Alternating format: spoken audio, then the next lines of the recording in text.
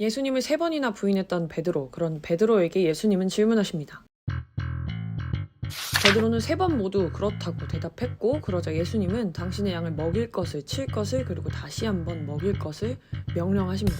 예수님은 베드로에게 이 질문을 하시기 이전에 예수님을 사랑하는 사람이 해야 할 일을 가르쳐 주셨는데요. 바로 예수님의 계명, 곧 그분의 말씀을 지키는 일이었습니다. 예수님의 말씀을 지키는 일은 성령님께서 도와주십니다. 성령님은 우리를 가르치시고 예수님이 하신 모든 말씀을 생각나게 하십니다. 보혜사, 성령님은 어떤 분일까요? 성령님은 진리의 영입니다. 우리 안에 이 진리의 영이 거할 때 우리는 예수님을 사랑할 수 있습니다. 예수님을 사랑한다는 것은 우리 안에 말씀이 있다는 것과 같은 말인 것이죠. 이때 사랑으로 번역된 헬라어는 아가파오 혹은 그것의 명사형인 아가페입니다. 헬라어에는 사랑을 의미하는 단어가 여러 가지 있는데요. 그 중에서 우리가 오늘 보고 있는 이 아가페, 아가파오는 자신의 욕망이 아니라 타인을 위한 관대하고 능동적인 행위로서의 사랑을 의미합니다.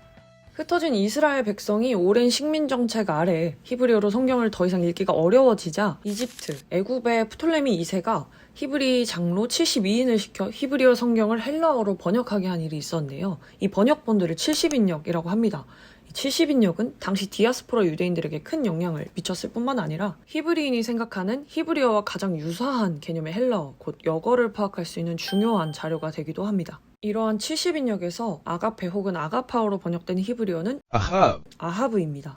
성경에는 여러 종류의 사랑이 있습니다. 남녀 간, 부부 간의 사랑, 자식을 향한 부모의 사랑, 가족 간의 사랑, 우정, 특정 물건에 대한 사랑 등 여러 가지의 사랑이 나타나지만 이를 통해 성경이 말하고 싶은 사랑은 하나님의 사랑입니다. 히브리어의 사랑 아하브는 감정뿐만 아니라 행위를 포함합니다. 성경에서 하나님을 사랑한다는 것은 곧 하나님의 말씀을 지키는 것과 같습니다.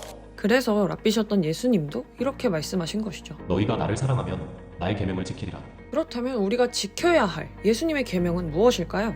서로 사랑하는 것입니다.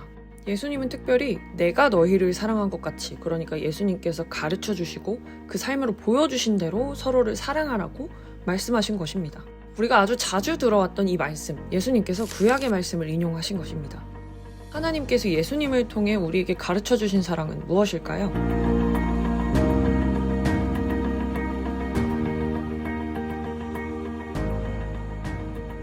이른바 십자가 사랑입니다. 십자가를 지는 것의 의미, 예수님은 이렇게도 말씀하셨습니다. 예수님을 사랑한다는 것, 그분의 말씀을 지켜 예수님과 같이 이웃을 사랑하는 것입니다. 이웃을 사랑하는 것은 예수님이 그러하셨듯 십자가를 지는 것입니다. 예수님의 말씀을 따르고 예수님의 방법을 따르고 예수님의 길을 따르는 사람, 누구일까요? 바로 제자입니다. 예수님은 사랑하는 제자에게 요구하십니다. 나를 사랑하면 나의 양을 치고 나의 양을 먹이라고.